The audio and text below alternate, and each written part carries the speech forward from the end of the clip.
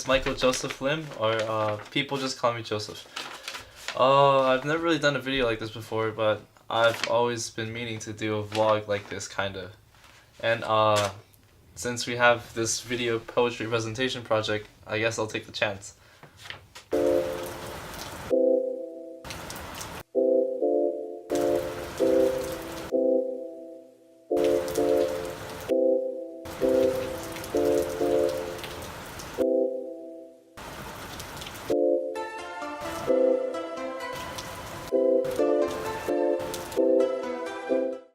So since this is a vlog, I'll try to keep looking at the script at a minimum, and I'll just let myself really talk through this poetry analysis from what I've read and what I've researched about the poem. So if you missed out on the title screen, the poem that I'm doing is Battle Hymn of the Republic, which was written by Julia Ward in 1862. So the background of this poem was, Julia Ward Howe, she was touring the Union Army camps by Washington, D.C. At the time, she was with her husband, Samuel Howe, and she was with Reverend James Freeman Clark. At the time, Samuel Howe was a member of the President Lincoln's Military Sanitary Commission, as well as was a fervent abolitionist, so that I guess that explains why he was pretty much there. So over the course of her visit, Julia Ward Howe watched troops marching off toward chanting army chants. One of the chants in particular was John Brown's Body, which was a song about a man who was hung in his efforts to free the slaves. So the Reverend at the time, who was with Julia, suggested that she should change up the lyrics so it would be like less morbid, I guess. She suggested to change the lyrics, and at the same time she was thinking the same thing. So supposedly the next morning, as she was thinking about this, she woke up and she stated that she scrawled through the verses almost without looking at the paper in the darkness. And she described it herself as she woke in the gray of the early dawn, and to her astonishment found that the lines that she wished for were arranging themselves in her brain. She lay quite still until the last word has completed itself in her thoughts. Then hastily she arose, saying to herself, "I shall lose this if I didn't write it down immediately." So after she wrote it down, the editor-in-chief of the news column of the Atlantic Monthly bought the poem from her in February 1862, and he posted it in the front page of his newspaper. The editor, his name was James T. Fields. He paid $5 to Mrs. Howe in exchange for the publishing of the poem. In today's money, that would amount to about $117.55.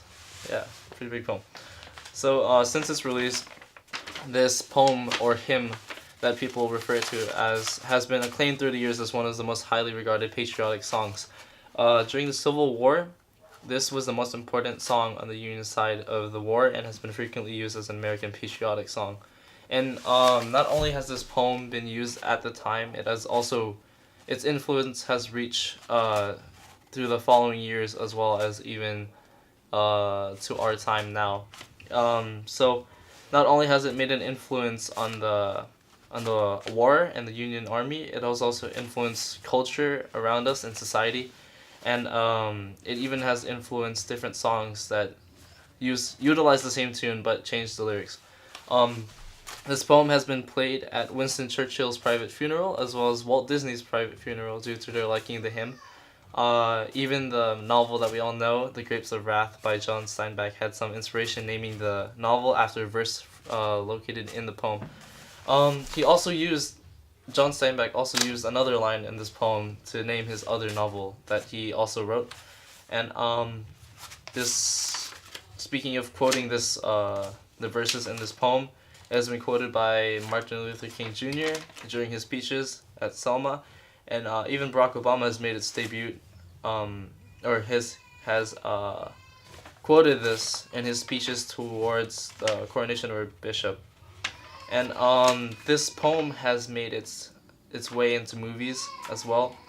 Just overall, this poem has had a lasting impact in history and throughout time and society. Not only has it influenced the common person, but it has reached even the most powerful leader in the world. So going through the list of poems, I didn't really have an idea of what to choose because I didn't really know what they're about. The titles were pretty vague, and I couldn't really get a good understanding as to what they were. So I'm not really sure what made me come back to this poem after scrolling through all of the other poems. But I think it was partly due to the fact that Star Wars, the new Star Wars movie, was coming out. Um, I was The Republic part of the title reminded me of the Republic in Star Wars, and so I just decided to choose it.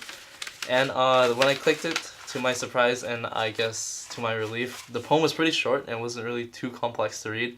The first time I read it, immediately I kind of connected it to Star Wars because I was like, hey, it kind of does connect. The Republic in the Star Wars faced an unrelenting force that they were fighting, the Dark Empire, and they stood no chance to what seemed like an unstoppable force. The one thing in comparison between the Republic and Star Wars and the Republic mentioned in this poem is that the message of hope can be seen. The message that the good will always prevail, and how if we have hope, if we are good, it will always overcome the bad and anything that goes against what good is. Realizing this, I've also come to realize that although this poem is short, the message and the meaning that it has is pretty strong itself. Immediately going through the poem once, you can see many allusions towards Christianity and overall the Christian influence the poem has had on it. Being able to relate to such the meaning of good is well represented through God mentioned in the poem. So, going into the more technical aspects of the poem, the first thing that we can see is tone. Upon reading it the first time, you can get a sense of like a firm tone as it directly relays events throughout the poem. As it transitions, the events that are presented in the poem are followed by what seems to be like a common message or a common sentence that emphasizes the events that has happened. The repetition in the last line of each stanza seems to connect it all back to one message. For example, in stanza 1, the last line is "His truth is marching on." In stanza 2, "His day is marching on." Stanza 3, "Since God is marching on." Stanza 4, "Our God is marching on." And stanza 5, "While God is marching on." So the repetition of this last line in each stanza seems to connect it all back to one message, and it asserts like that firm tone of what's directly happening, and in this case it connects all back to God. So moving on to vocab, in general this poem doesn't really have that many complex words that cannot be defined. The words that do not have a direct or direct meaning or are more complex than the other words can be derived by the context of the surrounding words in the sentence.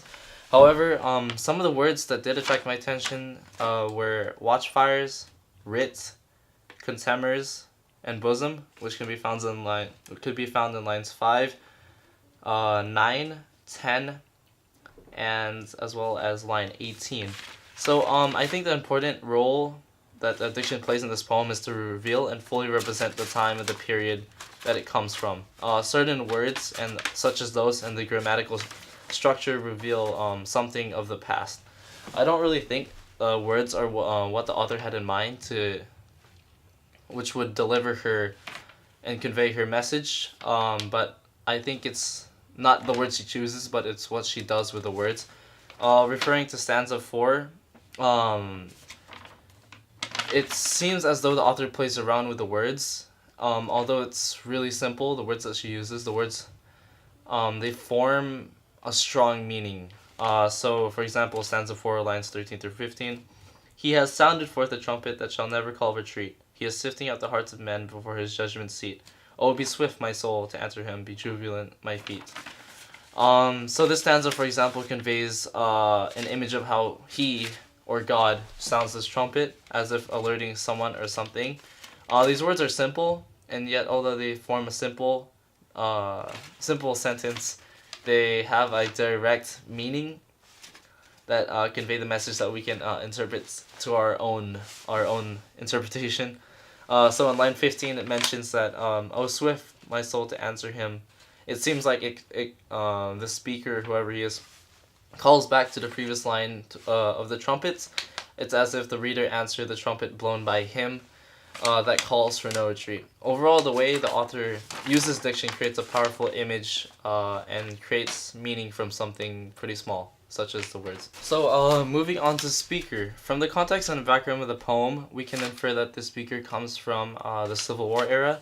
It doesn't seem like the author herself is talking through the poem, but it seems like she uses the speaker in a way to represent one of the soldiers in the Union Army or in the Republic. Throughout the poem, we see that the speaker is watching everything unfold right in front of him, each stanza beginning with an action that the speaker himself or herself conducts or has conducted or been through.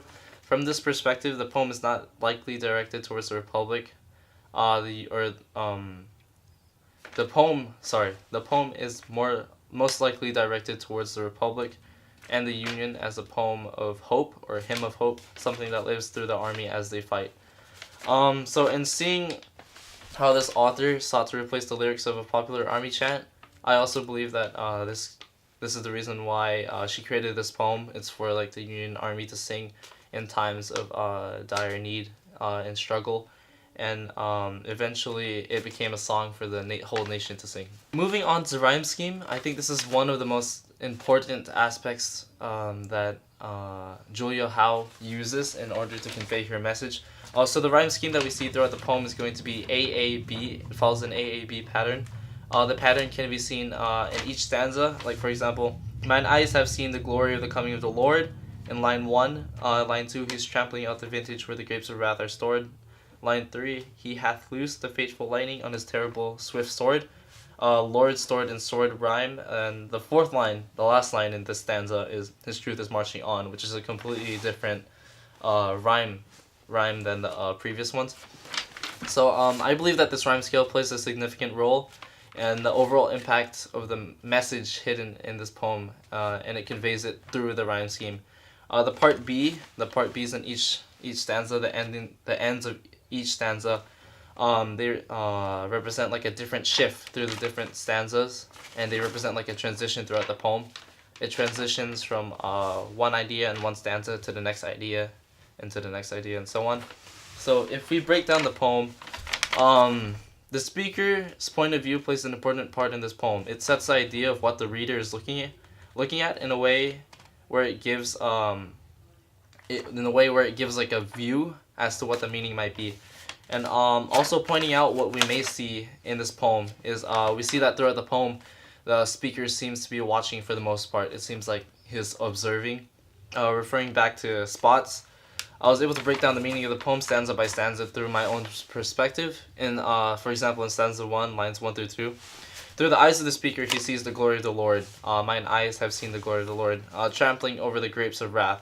In my mind, and possibly the eyes of other readers, we get this image of God walking over like these grapes of wrath. It sets the tone in the image of a strong, resilient, and even unstoppable force against whatever he or she may be facing, the speaker. Line 3, stanza 1, this God or this force is releasing his full fury, his power. He hath loosed the fateful lightning of his terrible sword. The lightning giving an image of a swift, unstoppable force. The sword being his tool to deliver this fury or this force against the opposing force. In lines 1, 2, 3, we see that this is like the speaker is watching everything unfold before him, and he relays every action that God or like this force has laid out upon him. And last but not least, and most importantly, the fourth line in the stanza, the B in the rhyme pattern, it's as if the speaker sums up what he sees. Line 4, his truth is marching on, he referring to God. Given the context and background of this poem, we can tell that this poem is in the perspective of the Republic. The poem is, it's a poem being written for the abolitionists in the Union to fight for morals. It's not only a war for the nation, but it's a war for what it means to be humans, to abolish slavery and end that type of evil. So the force of God, this God manifests into the fury unleashed by the Republic and the Union Army against the unrelenting army that they face. And God is a representation of the hope and the good, and the hope and the good that won't stop against the face of evil. And so this last line, his truth is marching on, seems like they won't stop they won't stop marching and they'll continue to start. This pattern continues throughout the poem as the speaker relays what he sees and shifts as to what's to come. The next stanza, it shifts towards a continuation of what the speaker sees. Stanza 2, I have seen him in the watchfires of 100 circling camps, which is found in line 5. And I have read his righteous sentence by the dim and flaring lamps can be found in line 7, which can refer back to the previous stanza. In the last line, his truth is marching on. This truth can represent a number of things, and upon reading it, you can connect this truth to line 7 in the stanza. When the author mentions righteous sentence in stanza 7, you can connect this truth back to this righteous sentence. Whatever this truth is and whatever that sentence may be, it drives the Union, the Republic, towards what they want to achieve. And lastly, in line 8, his day is marching on. The B in the second stanza, it shifts the poem towards an image where his day is coming, God's day is coming, representing the victory of the Republic and the message that they want to bring. As the poem continues, the more important lines that follow are the shifts in the poem, or the B's in the AAB pattern. Stanza 3, line 12 states that God is marching on, which represents another shift in the poem that gives the impression that the events unfolding upon the speaker are happening because of God. In stanza 4, line 16, our God is marching on, which represents a shift all the way from stanza 1, where it was just his truth that was marching on. Now came the day where actually God is now himself marching on towards the victory of the Republic. And lastly, stanza 5, line 20, while God is marching on, represents a shift that conveys the image of God moving on, marching past as he has already left his mark on the events that have already unfolded, leaving us, the speaker, and the Republic to continue on this march, to utilize the force that God leaves behind. And although this poem is pretty short, the poem carries a pretty heavy and impactful image, and behind it lays an even stronger meaning. Some of the clues as to what some of the clues that the author gives as to what the meaning may possibly be are the allusions, imagery, and as well as the anaphors that she includes. The allusions, I think, are the most important. They heavily allude to the Bible. And for allusions, the first allusion that we can find is in stanza 1, line 2, the grapes of wrath, which is a biblical reference to the book of Revelations, passage 14, lines 19 through 20. So the angel swung his sickle to the earth and gathered the clusters from the vine of the earth and threw them into the great winepress of the wrath of God. In short, the grapes of wrath represent the evils that God seeks out to destroy. This angel that's swinging its sickle, which gathering the clusters or the bits of earth, delivers it to God into God's winepress, where he sifts, or he sorts the bad from the good. The second allusion can be found in line 11. The author speaks through the speaker as a person born of... got mixed up. The second allusion can be found in line 11, where the author speaks through the speaker, who is a person born of a woman, which directly obviously means a man, human just like all of us, to crush the serpent with his heel. So the serpent in the Bible refers to all the evil in the world. The serpent is the cause for all man to have sinned since man's first creation and walk on this earth. And through God's truth that is marching on in stanza 1, it is what the speaker sees. He realizes the truth behind why the Republic is fighting, to get rid of that serpent or that evil. And lastly, the third allusion can be found on line 19 in the Bible. So in the Bible, God has died in order us to be free from evil, and the speaker comes to a conclusion to where now it's our turn, or humans' turn, to make the sacrifice in order to keep man from falling back towards that evil. So moving on to the second important clue that Howe uses is imagery. And referring back to diction, the words that Howe use are structured in a way that deliver vivid images vivid images of what she literally and figuratively wants to convey. So in line 13, we see this image of God sounding the trumpet, going back to the trumpet quote or verse, which calls for all people to not retreat against the evil and to fight on. So this connects again back to line 15, where God answers this call of the trumpet. The speaker, quote unquote, jubilant to answer God. It shows the speaker's eagerness to respond and to continue to fight on. The imagery literally depicts a picture of hope hope-filled army, unsurrendering to the demands of the opposing force. And last but not least, the last clue that we see is anaphora, which is a repetition of the idea found in the last verse of each stanza, or the B pattern. Again, the anaphoras reinforce each idea within each stanza, and they act as bridges towards each stanza as they connect each other with the same similar meaning.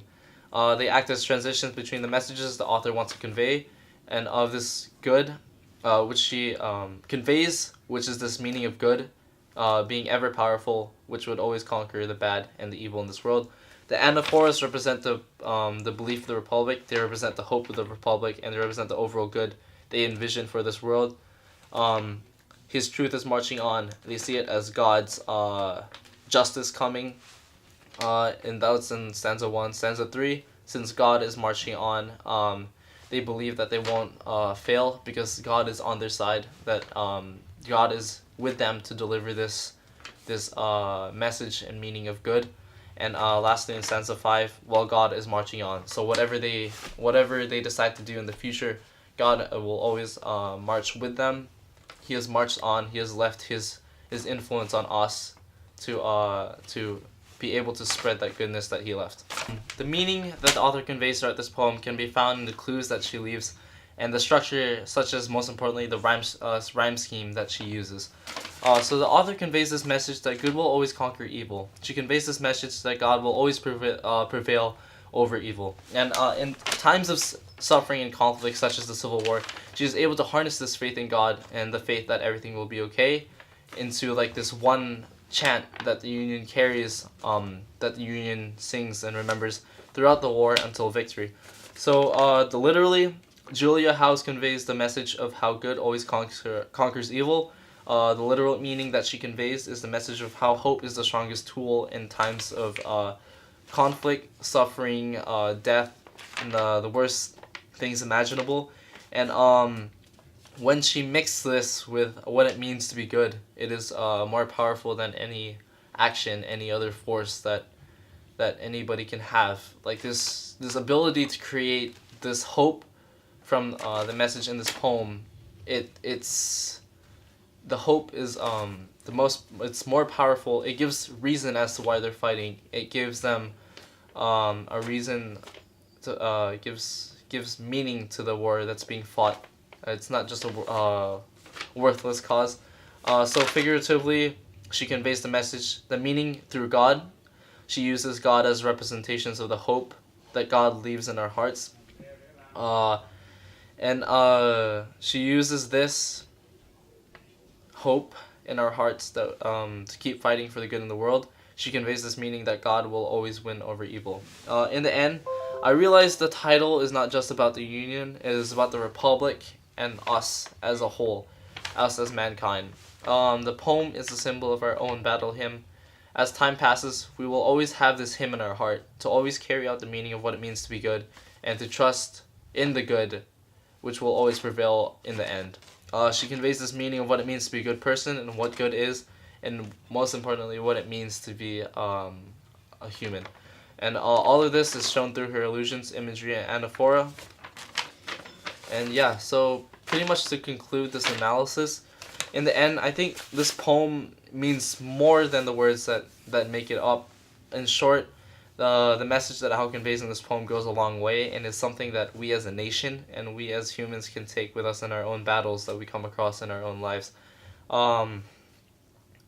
So my thoughts towards this poem, it's very insightful as to the nature of us humans.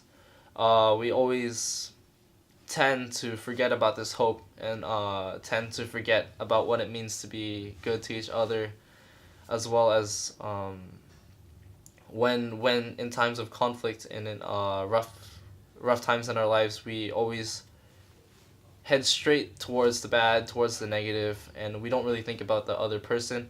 In this case, Hao avoids directing this meaning towards the conflict and drives it back towards a meaning that is more hopeful.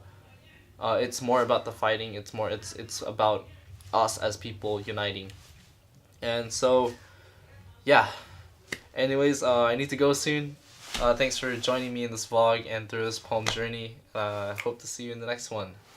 Joseph out.